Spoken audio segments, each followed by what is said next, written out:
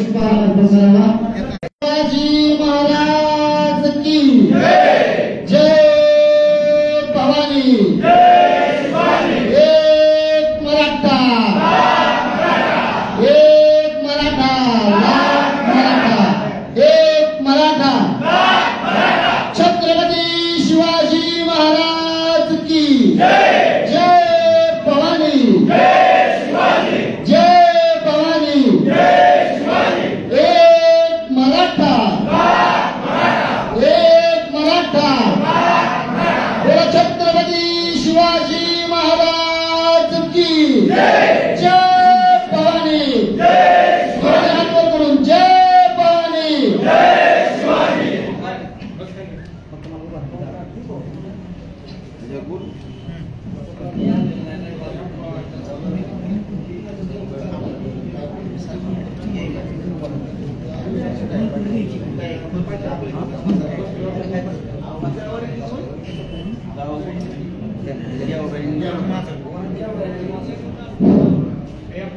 आज या ठिकाणी महाराष्ट्र राज्यातील या लाईव्ह पत्रकार परिषदेच्या माध्यमातून मी मगाच सर्व माझ्या महाराष्ट्रातील मराठा बंधू भगिनींना आणि सुज्ञ नागरिकांना बंधू भगिनींना नम्रतेची विनंती केलेली आहे की मी 6:30 वाजता मनोज दादा जरांगे पाटील यांनी माझ्यावरती जे बेछूट आरोप करण्याचा सपाटा सुरू केलेला आहे त्याच्या संदर्भामध्ये मला काही खुलासा करणं क्रमप्राप्त वाटतंय आणि एक लहानपणापासूनचा एक चळवळीत अण्णासाहेब पाटील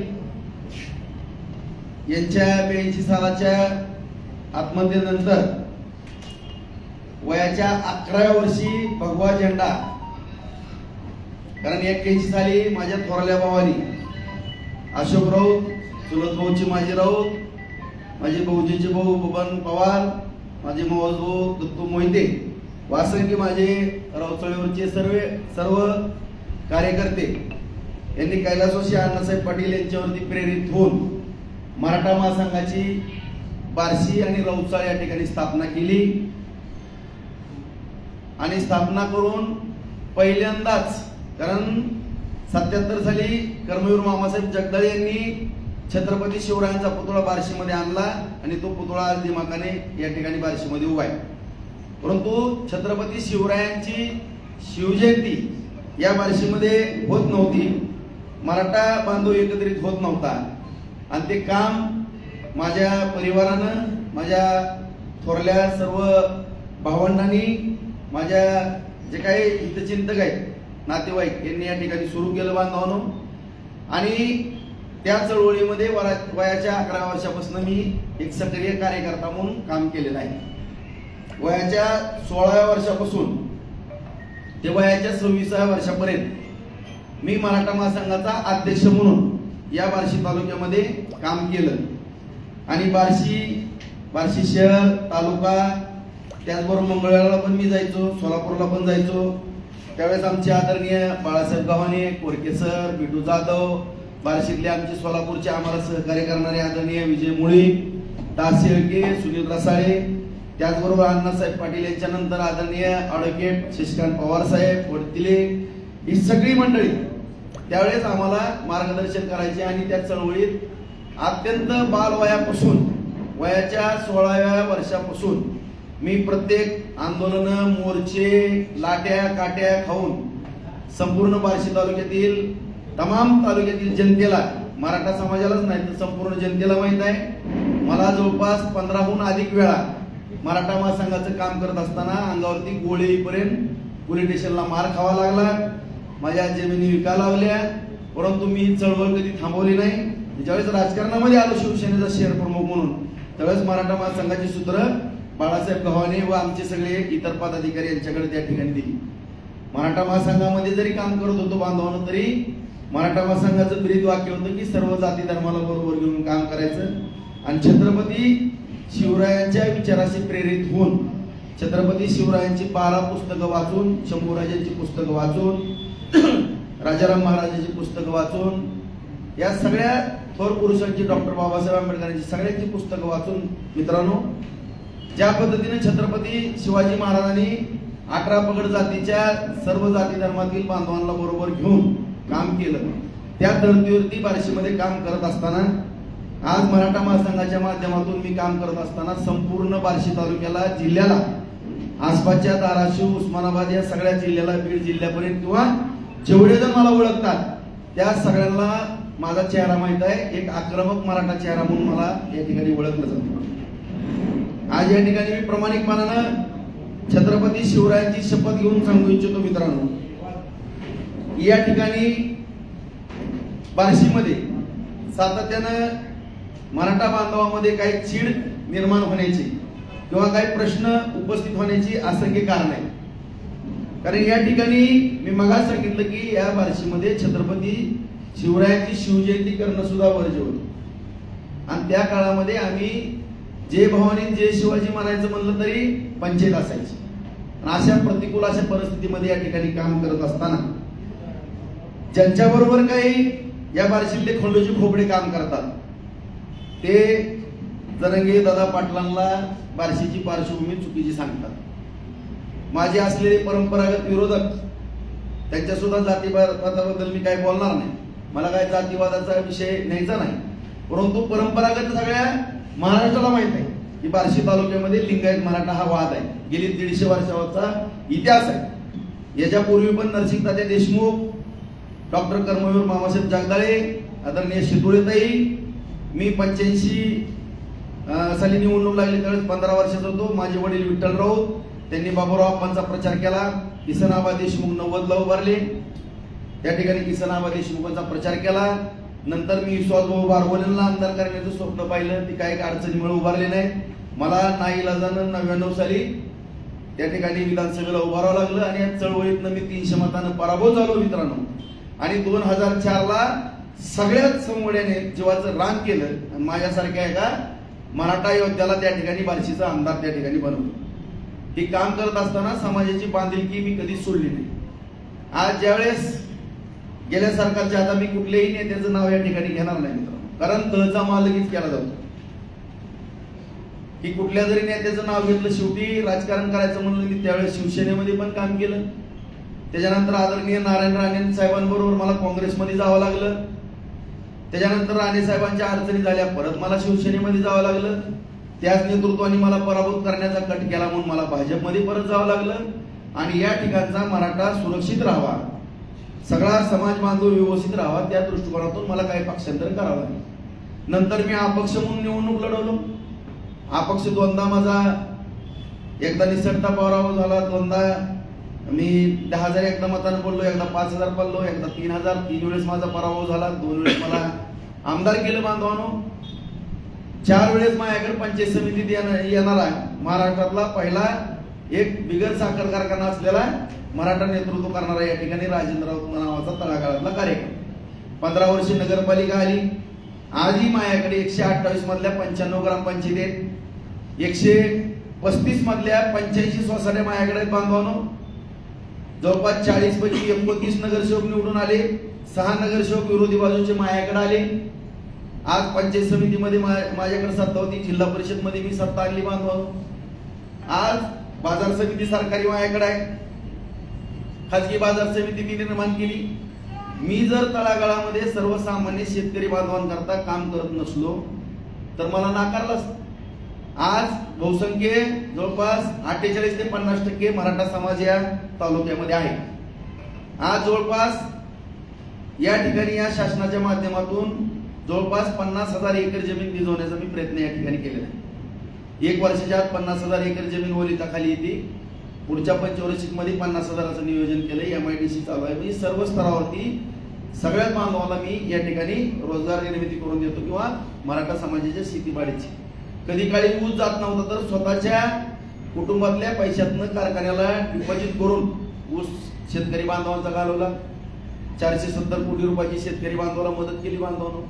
या सगळ्या गोष्टी करत असताना, मराठा महासंघाचं पण काम करत असताना आपल्या सर्व बार्शीकरांना, राज्यातल्या माझ्या सर्व मराठा समाज बांधवाला मी विनंती करतो, बांधवांनो, कुणीही नातेवाईक असेल, कुणी असेल, तर तुम्ही माहिती घ्या. ज्यावेळेस एससीबीसीचं गेल्या वेळेच्या सरकारनं आरक्षण दिलं त्यावेळेस 1 महिनाभर कॅम्प लावून 17,000 दाखले माझ्या बंधू भगिनीला मराठा समाजाच्या देणारा महाराष्ट्रातला एकमेव आमदार मी, मराठा आमदार.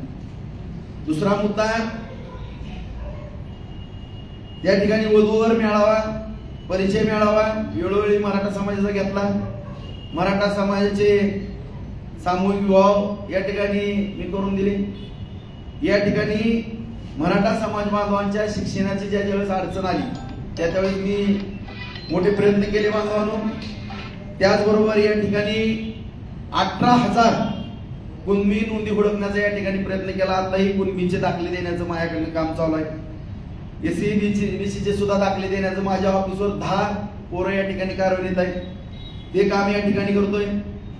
आज जिल्हा मध्यवर्ती बँकेवरती प्रशासक जरी असला तरी त्या ठिकाणी माझं बऱ्यापैकी नियंत्रण जिल्हा मध्यवर्ती बँकेवरती आहे. 10 लाख रुपये माझ्या अण्णासाहेब पाटील महामंडळातून मिळावे याकरता मी ठराव करून त्या ठिकाणी घेतला.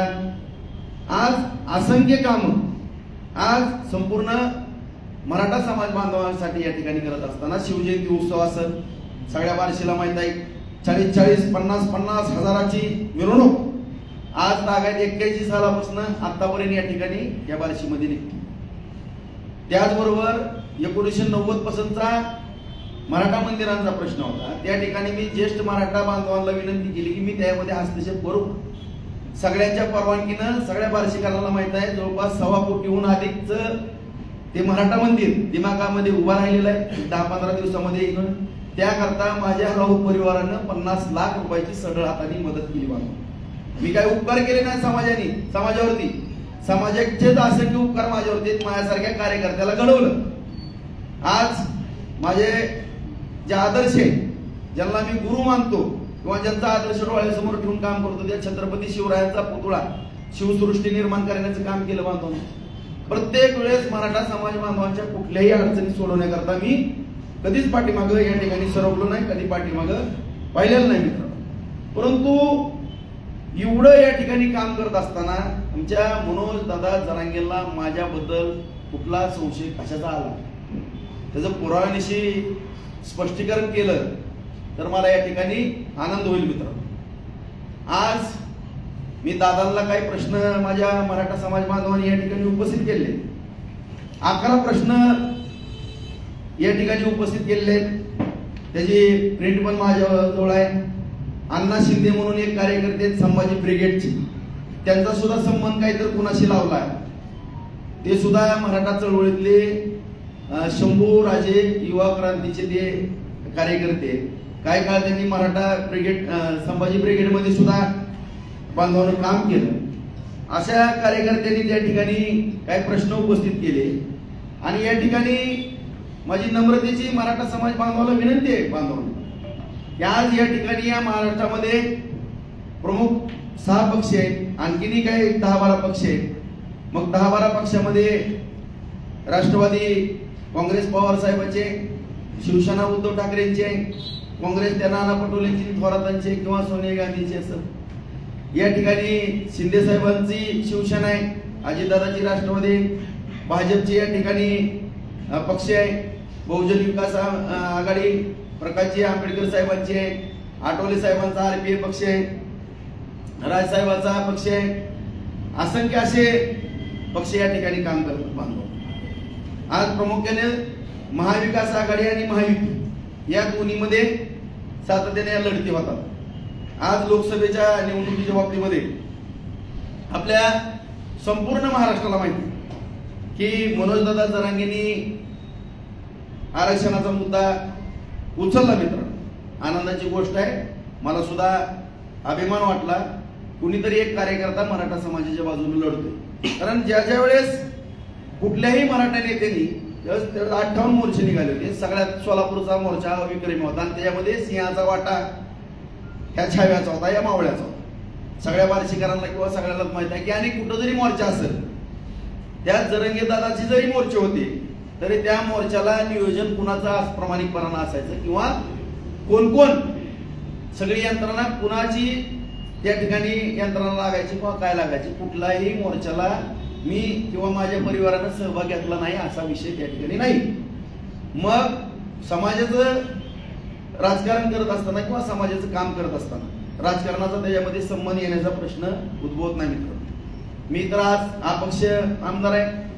मी या ठिकाणी भारतीय जनता पार्टीला जरी समर्थन दिलेलं असलं तरी या बार्शी तालुक्याच्या विकासाकरता समर्थन दिलेलं आहे. माननीय शिंदेसाहेब मुख्यमंत्री, देवेंद्र फडणवीस उपमुख्यमंत्री आहेत आणि अजितदादा, ह्या तिघांकडनं पण मी कामं भरपूर मोठ्या प्रमाणामध्ये करून घेतलेली आहेत. ते माझं कर्तव्य आहे. मला अपक्ष म्हणून निवडून दिल्यानंतर सरकारला गेल्या वेळेस विरोधी पक्षात होतो मी, आता 2.5 वर्षामध्ये सत्ता आल्यानंतर त्या ठिकाणी कामं करून घ्यायचं. परंतु मी कुणाची चमचगिरी करण्याचा प्रश्न उद्भवत नाही, मला त्याचं घेणं देणं पण नाही. आज मी स्वतः माझी दोन्ही मुलं सगळ्या महाराष्ट्रातल्या मराठा समाज बांधवांना हात जोडून विनंती करतो मित्रांनो, 4000 कोटीचा निधी मी बार्शी तालुक्यामध्ये आणलेला आहे. माझा बहुत छोटे मोठे कामं घेत असेल, परंतु माझ्या दोन्ही मुलाला मी टेंडर किंवा रजिस्ट्रेशन पासून लांब ठेवलेला आहे. मी डाळ मिल, ज्वारीचं क्लिनिंगचा उद्योग आणि प्लॉटिंगच्या जे राजकारणाविरहित उद्योग आहेत, उद्या जरी मला राजकारण सोडायची वेळ आली 0 मिनिटात तरी माझी मुलं राजकारणावरती अवलंबून राहू नये ह्याची मी खबरदारी अगोदरच घेणार आहे. अत्यंत आक्रमक चळवळीतला प्रामाणिक कार्यकर्ता आहे. मला त्याच्याशी त्या राजकारणातनं कोण तुकडा टाकणं नसलेला चिंता तर मुळातच नाही. कारण पहिल्यांदा मी गेल्या वेळेस महाविकास आघाडीचं सरकार स्थापन झालं, उद्धवसाहेब मुख्यमंत्री झाले आणि मी विरोधी पक्ष नेत्याला पाठिंबा दिला. हा पक्ष आमदार सत्ताधाऱ्यांना पाठिंबा देतात आणि मी उलट्या प्रवाहात पावणारा मासा आहे आणि असा विरोधी पक्षाला पाठिंबा, त्याची जाणीव ठेवून या सरकारनं मला मोठ्या प्रमाणामध्ये माझ्या तालुक्यातलं सिंचन वगैरेचं काम या ठिकाणी केलेलं आहे. आणि या ठिकाणी ह्या मराठा चळवळीमध्ये मनोजदादा जरांगे या ठिकाणी ही चळवळ तुम्ही उभा करत असताना सगळ्या असंख्य मराठा समाजाच्या सगळ्याच पक्षातल्या आमदारांनी तुम्हाला मदत केलेली आहे. कुठल्याही एका आमदारांनी खिशात हात घातला नाही असा विषय नाही. सगळ्यांना, प्रत्येकाला ज्या समाजामध्ये जन्माला घातलं त्या समाजामध्ये कळकळ असती. तुम्ही जे एकटे मराठा समाजाचे मालक आहेत, कृपया हात जोडून माझी विनंती आहे, तुम्ही समजू नका. तुमचा भ्रम किंवा गैरसमज झालेला आहे की तुम्ही एकटेच मालक चालले. मी काय गोष्टी पुढे बोलणार आहे मराठा समाज बांधवांना, महाराष्ट्रातल्या तमाम काय घटना. आणि मी त्या ठिकाणी जरांगे दादा तुम्ही उपोषणाला बसला, त्या ठिकाणी लाठीचार्ज झाला, तो भाग वेगळा आहे. वस्तुस्थिती काय होणार आहे पुढे मला माहित आहे सगळं. मी पण इतका चळवळीतला कार्यकर्ता आहे, 4थी पासून मॉनिटर आहे, दोनदा आमदार झाले. मला सगळं जे कळते राजकारण कळतं. मी काय इतका दुधखुळा नाही. परंतु तुम्ही समाजाचं नेतृत्व करताय त्याच्याबद्दल आम्हाला आनंद. त्यामुळं तुमची SITची चौकशी लागली. आम्ही गृहमंत्र्याला त्या ठिकाणी सांगितलं की समाजाचं नेतृत्व एखादा करत असेल तर ती चौकशी थांबवा.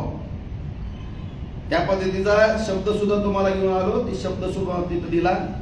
हा सगळा उभा महाराष्ट्र जाणतोय. दुसरा मुद्दा, माझ्या मराठा समाज बांधवांवरती गुन्हे दाखल झाले. मी 15-16 आमदारांनी माननीय शिंदे साहेबांची भेट घेतली, गृहमंत्र्यांची भेट घेतली. नाव सुद्धा घेत नाही, त्यांचं नाव घेतलं की कुणाला एलर्जी होती कुणाला माहिती. त्यांचं नाव सुद्धा घेत नाही मी इथं. आणि त्यांना आम्ही सांगितलं की अजिबात या ठिकाणी गुन्हे दाखल, सगळ्याच आंदोलनातले गुन्हे मागे घेतात, काही गुन्हे मागे घेण्याचे. परंतु जे गुन्हे जे मोठे मोठे गुन्हे दाखल झाले 307 किंवा 353 हे जर डायरेक्ट मागे घेतले तर त्या ठिकाणी कुणीतरी कोर्टामध्ये याचिका दाखल करून त्याला रितसर लॉ डिपार्टमेंटचं मत घेऊन काही गुन्हे कमी करण्याची सरकारची पण प्रक्रिया आहे. मला चळवळीला काय सरकार म्हणून बोलत नाही, मी सरकारची बाजू घ्यायचा काय संबंध नाही. मी मराठा कार्यकर्ता किंवा चळवळीतला कार्यकर्ता म्हणून या ठिकाणी बोलतो. आज या ठिकाणी मनोजदादा तुम्ही उपोषण केलं, तुमच्या उपोषणाचा सन्मान माझ्या तरी जीवनामध्ये मी मगा सांगितलं की 11व्या वर्षी भगवा झेंडा खांद्यावरती घेतला. आम्ही तुळजापूरला सुद्धा गेलो मराठा चळवळ त्या ठिकाणी. तुळजापूरच्या आई जगदंबेच्या पुढं सगळ्यांनी बोटं फाडली आणि रक्ताचे टिळे लावले बार्शीतल्या मराठा समाजाने आणि मराठा चळवळ उभी करायचं प्रतिज्ञा केली आणि ती उभा पण केली आणि या ठिकाणी बार्शीमध्ये सक्सेस पण आजपर्यंत करून दाखवली. परंतु त्याला दृष्ट लावण्याचं काम कुठल्याही इथल्या खंडोजी खोपडेचे बार्शीतले काही जे फोटो तुम्हाला मनोजदादा पाठवतो, पवार साहेबांच्या बशा उचलत्यात, आमच्या विरोधकाच्या बशा उचलत्यात, चपल्या उचलत्यात, बॅगा उचलत्यात, असल्या आमच्या इथल्या बार्शीतल्या काही खंडोजी खोपडेचे त्यांनी तुम्हाला घेरलंय आणि राजाराऊ कसा आहे काय ही जी ऐकून घेण्याची मानसिकता आहे. तुमच्याकडे संयम नावाची कुठली चीज नाही. मला तुम्हाला कुणी एका सेकंदात काय बोललं की सगळ्याचीच आयमाय काढता.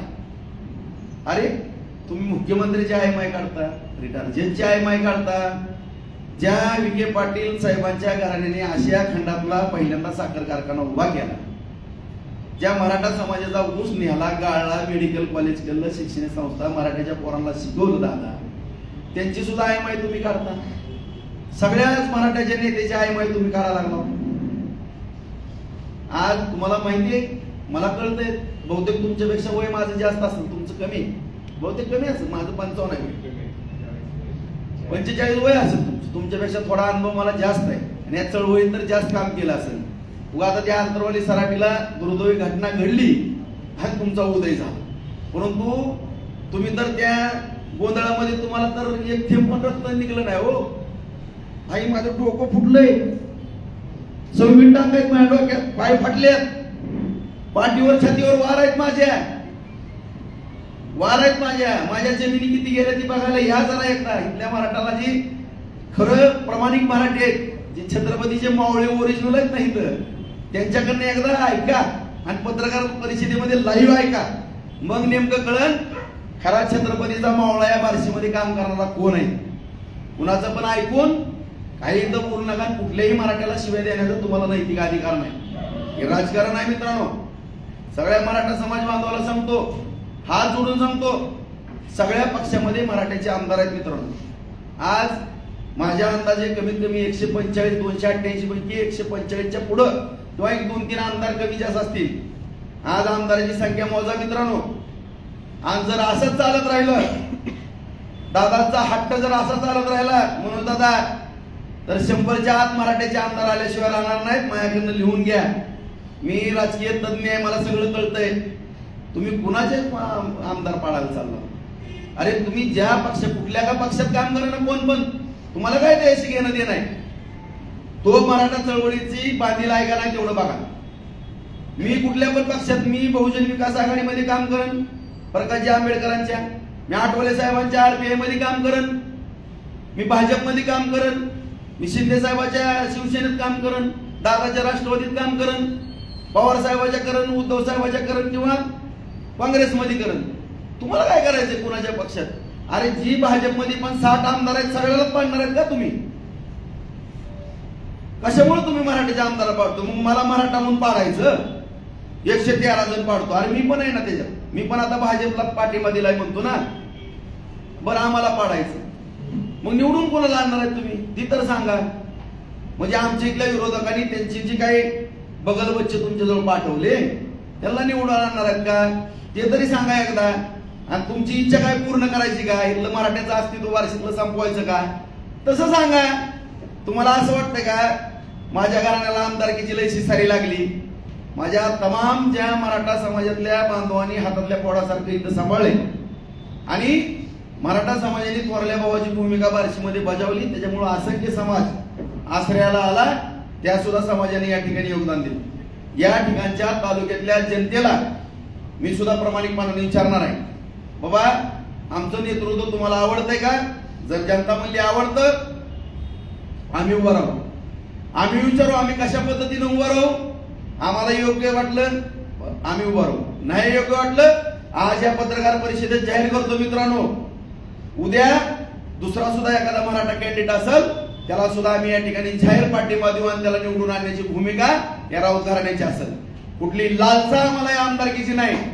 जसं स्वप्न दादा तुम्हाला मुख्यमंत्री पदाचं पडायला लागलेलं दिसतंय मला, तुमचं मंत्रिमंडळ पण तयार आहे हे ऐकतोय मी. आता कितपत खरं खोटं मला माहित नाही पण ऐकतोय मी. परंतु तुमचा सन्मान या ठिकाणी एकनाथ शिंदे सारख्या एका रिक्षावाल्या मुख्यमंत्र्यांनी ठेवलेला आहे, ह्याची पण तुम्ही जाणीव ठेवा दादा. या पत्रकार परिषदेच्या माध्यमातून मराठा समाज बांधव महाराष्ट्रातला ऐकत असाल, हात जोडून नम्रपणे सांगतो, महाराजांची शपथ घेऊन सांगतो मराठा बांधवांनो, तुम्ही आठवा ते जुने दिवस विसरू नका कुणी.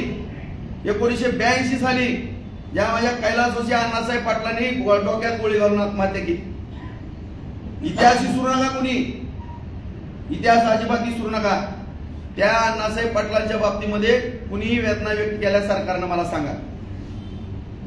ज्या एवढ्या थोर महात्म्याचं बलिदान त्या ठिकाणी दिलं गेलं, बलिदान त्या ठिकाणी त्यांना त्याग करावा लागला जीवनाचा. मित्र, जीवन संपवलं तरुण वयात. मित्रांनो, कुठल्या सरकारने दखल घेतली नाही, कोण कोणत्या सरकारमध्ये होतं बघा.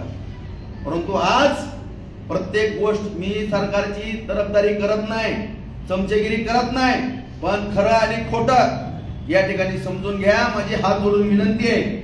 आज या ठिकाणी माझ्या माहितीप्रमाणे मला जेवढं जेवढं कळतंय, या राजकारणामध्ये किंवा समाजकारणामध्ये काम करतो बांधवांनो, तमाम माझ्या महाराष्ट्रातल्या मराठा बांधवांना मी सांगू इच्छितो की आज या बार्शी तालुक्यामध्ये सुद्धा 1870 इंग्रज सरकार होतं.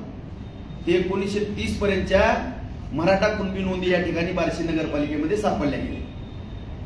आज ग्रामीण भागातल्या सुद्धा रेकॉर्ड रूम मध्ये नोंदी सापडल्या. 18,000 नोंदी शोधण्याचं काम या तळमळीच्या कार्यकर्त्यांनी केलेलं आहे. सगळ्या बार्शीकरांना माहित आहे.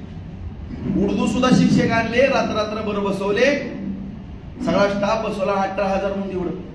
आज जवळपास या बार्शी तालुक्यामध्ये 2.25 लाख मराठा समाजाची संख्या आहे. मित्रांनो, मी आज जबाबदारीने सांगतो, प्रामाणिकपणाने, कमीत कमी 70 ते 75% समाज आज कुणबी ओबीसी मध्ये समावेश झालेला आहे. मला म्हणून दादा तुम्हाला एवढीच विनंतीपूर्वक विचारायचंय, ज्या अण्णासाहेब पाटलांना आपला जीव द्यावा लागला, गमावा लागला, त्यांचा कुणी विचार केला.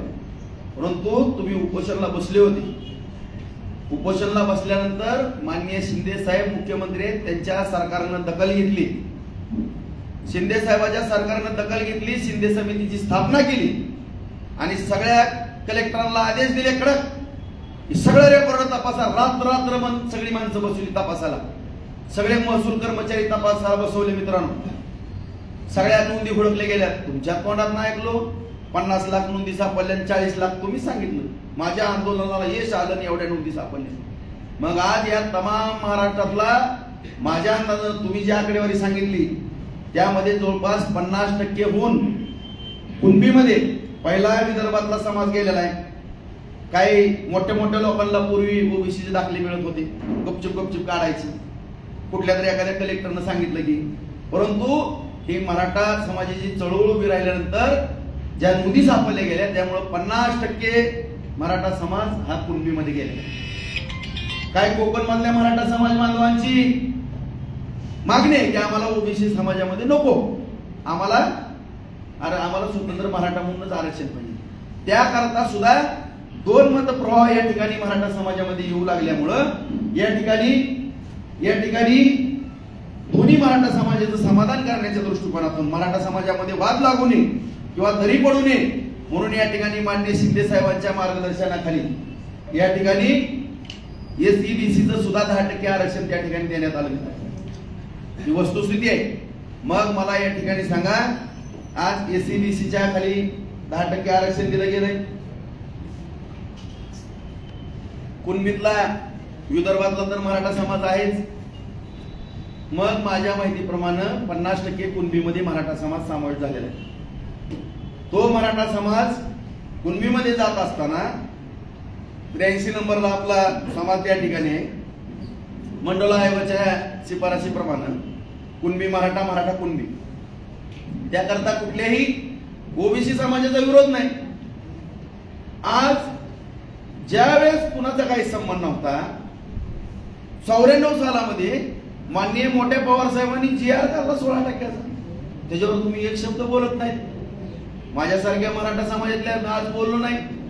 कार्यकर्त्याला शंका यायला लागल्यात, बार्शीतल्या जी चळवळीत काम केलेल्या त्याच्यावरती दादांचं काय वाक्यताच नाही, त्याच्यामुळे किती नुकसान झालं याच्याबद्दल काय नाही. परंतु आज ज्या माननीय मुख्यमंत्री एकनाथ शिंदे साहेबांच्या मार्गदर्शनाखाली, मग फडणवीस उपमुख्यमंत्री असतील किंवा दादा, यांनी समाजासाठी जे निर्णय घेतले ते आज कुणबीचे दाखले मिळायला लागले. अण्णासाहेब पाटील महामंडळाच्या माध्यमातून 6,000 कोटी वाटप झालं. एसईबीसीचं आरक्षण त्या ठिकाणी मिळालं. सारखी योजना आहे. मराठा समाजातल्या तरुणांना परदेशातल्या शिक्षणाचा विषय आला. ओबीसी समाजाप्रमाणे मराठा समाजाच्या पण मुलांना फी त्या ठिकाणी मिळू लागली. त्याचबरोबर मुलींच्या बाबतीमध्ये सुद्धा मुलींची शिक्षणाची अडचण होती. आज शिंदे साहेबांच्या मार्गदर्शनाखाली फडणवीस असतील किंवा अजितदादा असतील, यांनी जो निर्णय घेतला त्यामध्ये 100% मुलींना शिक्षण माफ केलं. अहो, ही मराठा समाजाची तीव्रता पाहून किंवा भावना ओळखून आज ह्या सरकारने निर्णय घेतले. मग जुन्या सरकारनं एवढं हाणमार केली, अण्णासाहेब पाटलासारखं थोर व्यक्तिमत्व आपल्याला गमावं लागलं. परंतु तुम्ही भाग्यवान आहेत, तुम्हाला ती मराठा समाजाचं क्रेडिट घेताही नाही. आज उपोषण सोडायला तहसीलदार पण लवकर जात नाही दादा, पण महाराष्ट्र राज्याचे मुख्यमंत्री तुमचं उपोषण सोडायला गेले. हायकोर्टाचे 3 माजी न्यायाधीश तुम्हाला समजून सांगायला गेले. माझ्यासारखा तळमळीतला कार्यकर्ता तुम्ही दुसऱ्यांदा उपोषणला बसले, त्यावेळेस तुमचं उपोषण सोडायला मी विनंती केली मुख्यमंत्री साहेबाला, फडणवीस साहेबाला आणि त्या ठिकाणी अजितदादा. तुम्हीच मला म्हणले जावा निरोप घेऊन या. मी शंभूराजांना घेऊन आलो, तिथल्या कलेक्टरला आणि एसपीला पण माहित आहे आणि मला पण माहित आहे दादा. मला आता बोलायला लावू नका. मी सगळ्या तमाम मराठा समाजाला या माझ्या राजाची शपथ घेऊन सांगतो, हे उपोषण सोडायला कोणी येऊ न येऊ, जसं तिसरं उपोषण सोडलं तसं उपोषण सोडणार होतं. यांचं उपोषण सोडण्याकरता सरकारची सुद्धा मानसिकता नव्हती. माननीय मुख्यमंत्री साहेब सुद्धा म्हणले ते राजेंद्र तू महागारी आहे, त्यांचा हट्ट किती पुरवायचा. तुम्ही मुख्यमंत्र्याला शिव्या देता, तुम्ही उपमुख्यमंत्र्याला शिव्या देता, तुम्ही ज्या रिटायर्ड न्यायाधीशांना सुद्धा शिव्या देता आयमायवर, तुम्ही सगळ्या आमदारांची आयमाय काढता, तुम्ही सगळ्या मंत्र्यांची आयमाय काढता, सगळ्या मराठा नेत्यांची आयमाय काढता. अरे कशामुळे बाबा, काय तुम्ही आमची काय बाब केलंय तुमचं? आम्ही मराठा समाजामध्ये जन्माला आलो आणि आम्ही आमदार खासदार झालो म्हणून तुम्ही आमची आयमाय काढता का? गरजवंत मराठा, आम्ही गरजवंत मराठ्यासाठी लढलो नाही का? आमच्या पण हाताला फोड येऊस तर आम्ही ज्यावर येऊ पडलो. सगळ्याच मराठ्याच्या नेत्यांनी काम केलं, तुम्हीच एकटे आता काम करता का? अरे मगाच मी सांगितलं की विखे पाटील घराणे आशिया खंडात साखर कारखाना पहिला चालू. आज या महाराष्ट्र राज्यामध्ये जवळपास 60% जमीन मराठा समाजाची आहे बांधवांनो. 90% साखर कारखाने मराठा नेत्यांचे आहेत. त्यातले 10-15% जर सोडले तर 80-85% कारखानदार जे आहेत त्यांची अवस्था काय बघा. त्यांची लेकरं काय म्हणतात, बिगर कर्जाचा आम्हाला 25 लाखाचा उद्योग करून द्या, 500-1000 कोटी रुपये कर्ज आहे. अरे मराठ्यांच्याच उत्साहाचा प्रश्न निर्माण व्हायचा म्हणून मराठ्याच्या नेत्यांनी कारखाने काढले, शिक्षण संस्था काढल्या, मेडिकल कॉलेज काढले, सूतगिरण्या काढल्या, बँका काढल्या, त्यातनं कर्ज निर्मिती झाली, सगळं झालं. डॉक्टर झाले, इंजिनियर झाले, शिक्षक झाले, सगळं झालं. आज आदरणीय वसंतदादा पाटलांनी इंजिनिअरिंग कॉलेज दिले, मेडिकल, मग सगळे पतंगराव कदम सगळे मराठी शिकले. तुम्ही सगळ्या मराठ्यांच्या घरी आता 10-10 किलो सोन्याची बिस्किटच दिले. मला आश्चर्य वाटतं.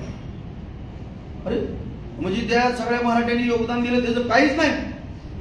अरे बाबा कमीत कमी आभार नका मानू किंवा कौतुक नका करू. आम्हाला कौतुकाची गरज नाही, आम्हाला शिव्या तरी कमीत कमी देऊ नका.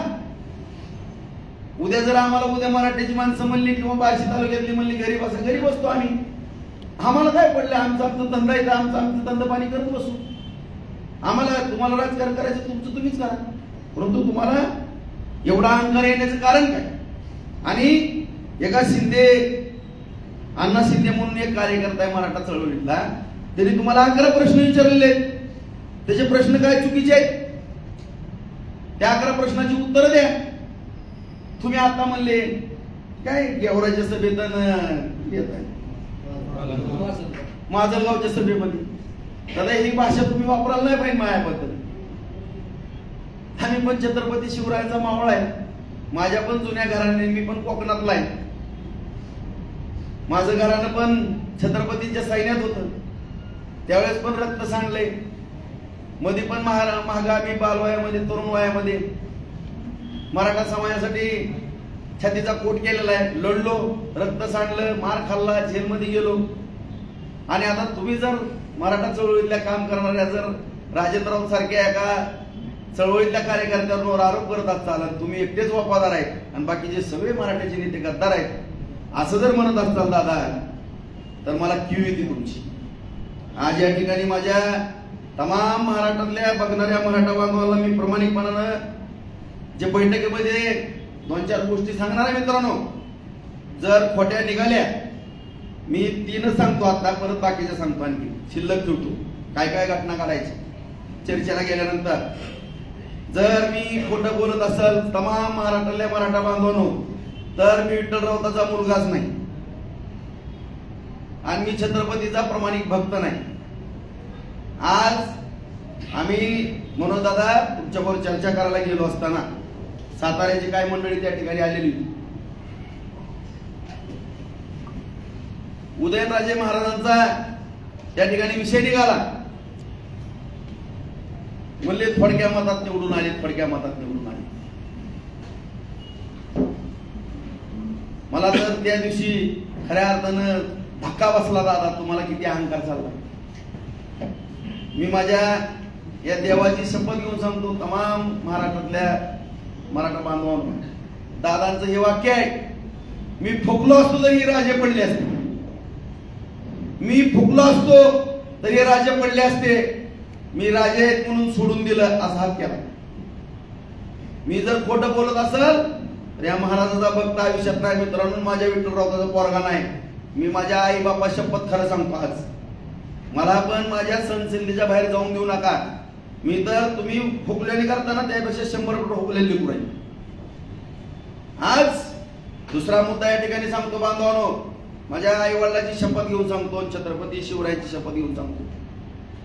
ज्यावेळेस जरांगे दादांबरोबर चर्चा केली, दादा हीच चर्चा केली होती, अण्णासाहेब पाटलांच्या बाबतीत ही गेलं, तुम्हाला मान सन्मान शिंदे साहेब त्यांच्या सगळ्या मंत्रिमंडळाने दिलाय, सरकारनं दिलाय, तुमच्या काय मागण्या आहेत व्यवस्थित मला सांगा, तुम्ही तुमचे 4-5 वकील मला जोडून द्या, जे काय आहे ते व्यवस्थित मला समजून सांगा, नेमकं काय करायचं. हैदराबाद गॅजेट, ओबीसी मराठा हे काय कसं आहे काय आहे ते सांगा. मी तुम्हाला पण कोर्टातल्या पद्धती सांगितल्या, तुम्हाला पण माहिती आहे, तुम्ही पण चळवळीतले कार्यकर्ते. मी एवढं त्या ठिकाणी म्हणलं तुम्हाला की दादा काही लढाई आपण मोर्चाच्या माध्यमातून लढली, काय आंदोलनाच्या माध्यमातून लढली, ठीक आहे, परंतु ज्या डॉक्टर बाबासाहेब आंबेडकरांनी घटना लिहिली त्या घटनेच्या आधारावरती सुद्धा आपल्याला काय अंशी चालावं लागणार, काय कोर्ट कचेरी करावं लागणार. आणि ज्या आपल्या मागण्या सातत्याने मराठा समाजाचे आहेत, शास्त्र सरकार पुढे गेलेले आहेत, आपण हायकोर्टामध्ये पिटिशन टाकू, सुप्रीम कोर्टात काय करायचं असलं करू. मी सगळे मराठा आमदार एकत्र करतो, जे काय कोट 2, 5, 10, 20 कोटी रुपये वर्गणी करायचे आम्ही करतो. जर कुणी नाही दिले तर 5-10 कोटी रुपये माझं शेत विकतो, रोहितगी सारखे वकील द्या, राम जेठमलानीच्या पोराला उभा करा, कुठलाही वकील सांगा, वकील द्या, हायकोर्टातनं डायरेक्शन द्या. आणि जर आपलं हैदराबाद गॅजेट असेल किंवा मराठा ओबीसी एक असेल तर हायकोर्टात आपण याचिका दाखल करू, डायरेक्शन मागू.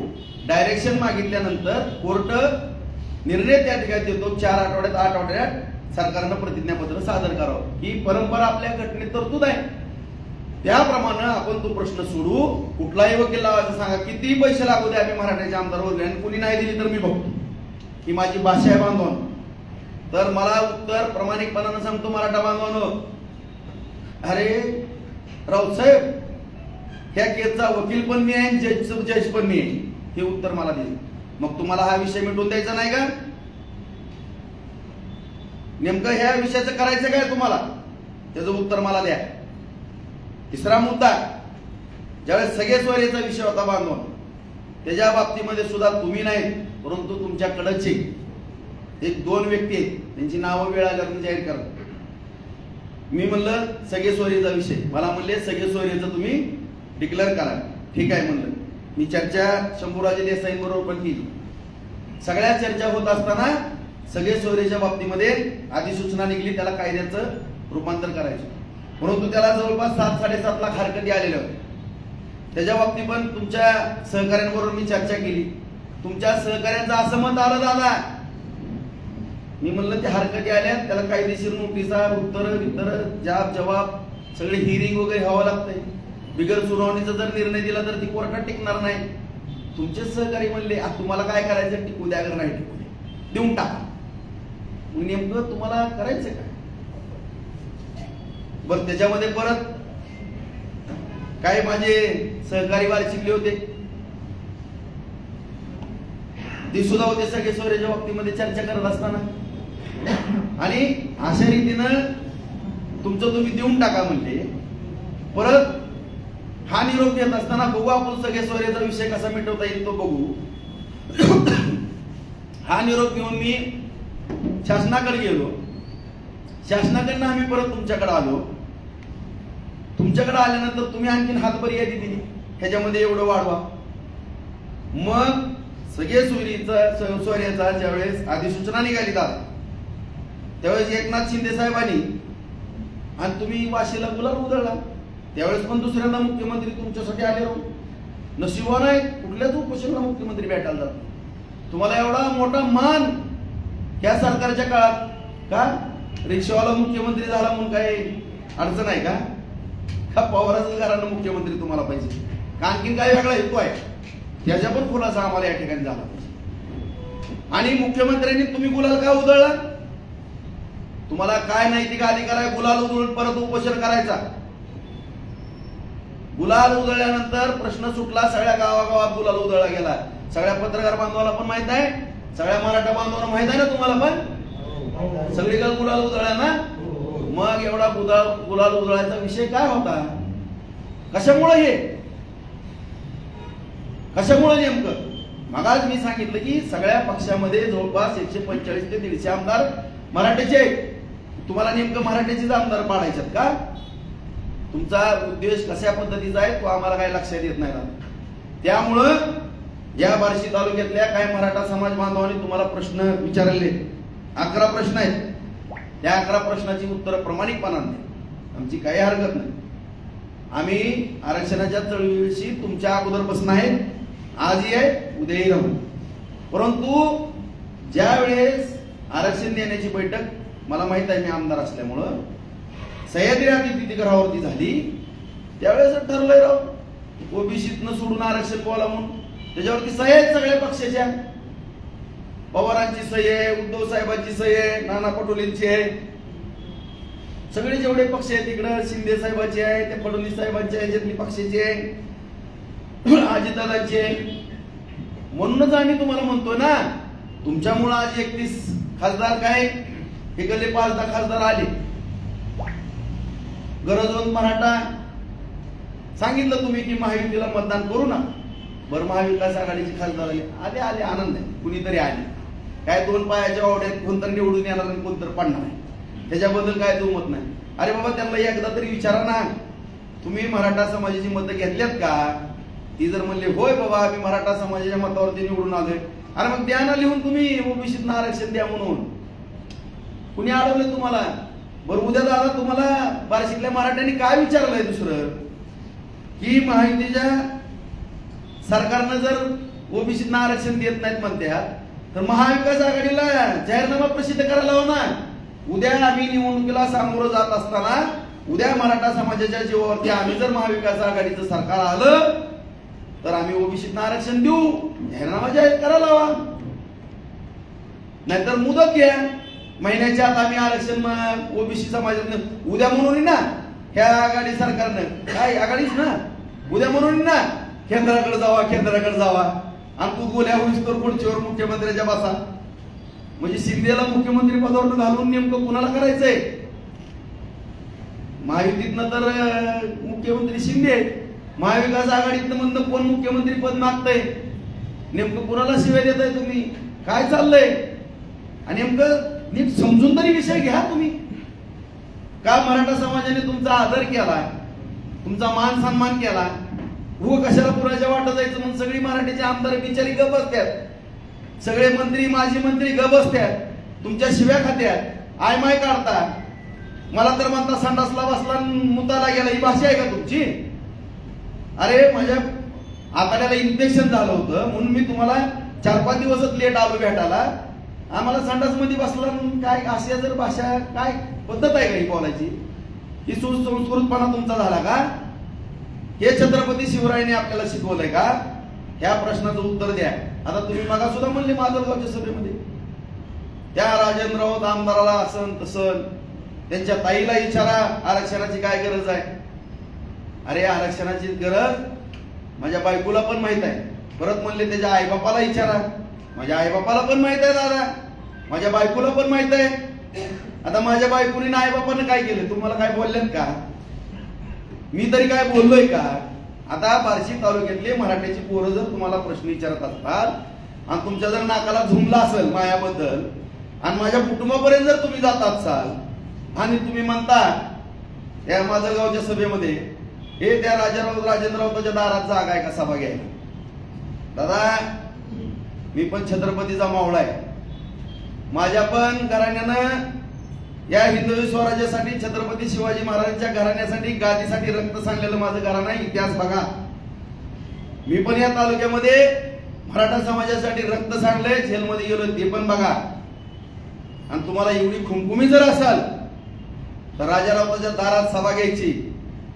तुम्ही जर मराठा समाजासाठी प्रामाणिक उद्देशानं कुणाला मॅनेज न होता किंवा एकाला टार्गेट करून, एकाला म्हणजे ती फडणवीसांचं मी म्हणत नाही, महायुती सरकारचं म्हणतो, शिंदे साहेब मुख्यमंत्री आहेत, मराठ्याचे आहेत, फडणवीस साहेब प्रमाणाचे असतील असू द्या, अजितदादा पण मराठ्याचे आहेत. महायुतीच्या सरकारला पाडून महाविकास आघाडीचं सरकार आणायचं हे जर तुमच्या मनामध्ये असेल, हे जर पाप असेल आणि जर तुम्ही खऱ्या अर्थानं मराठा समाजाच्या गरजवंत पोरांसाठी लढत असाल इमानदारीनं, ह्या प्रश्नाची जर उत्तर या महाविकास आघाडीला तुम्ही एक झुकतं माप दिले लोकसभेला, त्यांच्याकडनं लिहून घ्या. मला सांगा राजेभाऊ, मी लिहून आणतो. हे देवेंद्र फडणवीस आणि आणखीन कोण, एकनाथ शिंदे कशी लिहून देत नाहीत मी बघतो. अजितदादा कशी लिहून देत नाहीत ती माझी जबाबदारी. आणि जर त्यांनी नाही लिहून दिलं, सगळे पत्रकार मराठा समाज बांधव तुम्ही आहेत, राजकीय संन्यास राजा ओरवचा आज जाहीर आपला राजकारणाचा संबंध नाही, जर नाही लिहून घेतलं तर या तिघांकडनं. पण तुम्ही ह्या तिघांकडनं लिहून आणायची जबाबदारी तुमची, ह्या तिघांकडनं आणायची जबाबदारी माझी. आणि जर ह्या तिघांनी नाही लिहून दिलं तर राऊत घरानं राजकारणापासून आले फक्त छत्रपती शिवराय प्रतिष्ठान काढू आणि या मराठा समाजाची प्रामाणिकपणानं भले 10-20 एकर जमीन राहिली तरी चालेल, अख्खी इस्टेट गेली तरी आम्ही मराठा समाजाची या ठिकाणी सेवा करू, त्यांचं पाय धुवून पाणी पिऊ आणि सगळ्या छत्रपतीचा मावळा. तुम्ही प्रामाणिक भूमिका घ्या. तुम्हाला मी भोसले चौकातनं फुलं हातरतो, माझ्या घरी चहा पाण्याला पेड्याचा घास भरवतो. जरा घे दादा, हे फक्त लिहून आणा त्यांच्याकडनं. आणि मला सांगा राजेभाऊ, मी हे काम केलंय, मी वाघ आहे मराठ्याचा, या वाघाने काम केलंय. तुम्ही दिलेला शब्द तुम्ही पाळा. तुमचा हातात कागद येतो लगेच एकनाथ शिंदे साहेब, फडणवीस साहेब, अजितदादांकडे जातो, त्यांना सह्या मागतो. जर नाही सह्या दिल्या तर बार्शीत अशीच पत्रकार परिषद घेतो आणि राजेंद्र राऊत घराचा राजकीय संन्यास जाहीर करतो. दादा हा माझा शब्द राहील.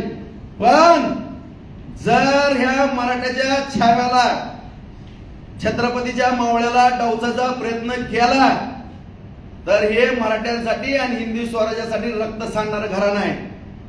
आणि खंडोजी खोपड्याच्या भूमिकेत जर येईल तर राजा राऊत म्हणतात मला काय परिणाम होईल, अख्खा महाराष्ट्र इतिहासामध्ये नोंद करणे. राजा राऊताची माझं डोकं फिरवू नका तुम्ही, एवढेच हात जोडून विनंती करतो. आणि तमाम महाराष्ट्रातल्या मराठा समाजाला नम्रपणे छत्रपतींच्या चरणी नतमस्तक होऊन बांधवांना मी सांगतो, मी जर ज्या दिवशी मराठ्यांबरोबर गद्दारी करन त्या दिवशी पांडे चौकामध्ये फाशी घेईल, अशा पद्धतीने जाहीर अभिवचन देतो. आणि जरांगे दादा पुन्हा एकदा सांगतो, फक्त प्रामाणिक मराठा म्हणून माझ्या दारात यायचं. आणखीन पण पेळा भरवील. खंडोजी खोपड्याचा जर रोल केला तर मोठी शिक्षा सुद्धा व्हावं लागेल. ही राजा भाऊरावचं चॅलेंज आहे. कोण मराठाचा माणूस बोलत नव्हता, पण आज ही पट्टे राजा राऊत चॅनलमध्ये बोलतो. किती तुकडे व्हायचे तर किती तुकडे करायला लावायचे त्याचं भान मला पण राहणार नाही. आणि सभा उधळणं बिदळणं माझं काम नाही. इमानदारीनं या पांड्या चौकात 50 लाख रुपये खर्चून तुमची जरंगे दादा सभा जाहीर घेण्याची जबाबदारी ह्या राजा राऊताची असेल. आणि प्रत्येक घरातला पाया माणसासहित अख्खा मराठा समाज भगवंताच्या ग्राउंड किंवा पाट्या चौकात आणून उभा करण्याची जबाबदारी राजाभाऊ राऊताची असेल. सभेची तारीख सांगा, त्या सभेमध्ये खडा सुद्धा पडणार नाही. हे ह्या पट्ट्याच्या छत्रपतीच्या छाव्याची मावळ्याची जबाबदारी असेल संरक्षण करायची. ह्याच्यातनंच ही उत्तर दादा, आणि इथनं पुढे तुम्ही उत्तर द्याच. मग माझी 10-20 हजाराची सभा तुम्ही आहे तर मी आहे, जमली जाणार.